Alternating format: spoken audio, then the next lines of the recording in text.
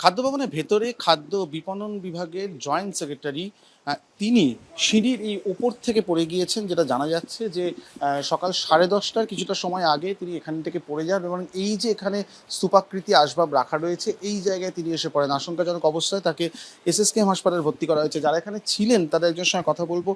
আপনি তো ছিলেন, কি দেখ? আমরা ওখানে গল্প করছিলাম, তারপর উপর থেকে দেখলাম উনি পড়লো। তারপর তো আমার সাথে দৌড়াদৌড়ি করে ধরা হলো, ব্যাস এই অবধি।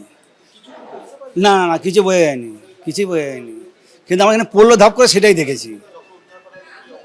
উপরে ছিল, তারপর ধরে বেঞ্চিটা রাখা হলো, তারপর গাড়িটাকে হসপিটালে নিয়ে যাওয়া হলো। ঘটনাস্থলে পুলিশ এসেছে, ইতিমধ্যে তদন্ত শুরু করা হয়েছে কি করে উনি পড়ে গেলেন। কারণ দেখা যাচ্ছে যে যেই সিঁড়ি থেকে পড়েছেন কিছু কিছু জায়গায় কাঠের বিট কিন্তু সরে গিয়েছে এবং সেই কাঠের বিটও পড়েছে নিচে, এমনটাই পুলিশ প্রাথমিকভাবে মনে করছেন।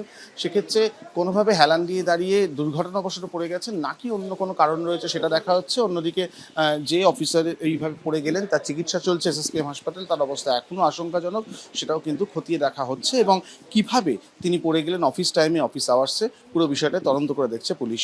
ক্যামেরা সন্দীপ পালের সঙ্গে অরিজিৎ ভট্টাচার্য, এবিপি আনন্দ, কলকাতা।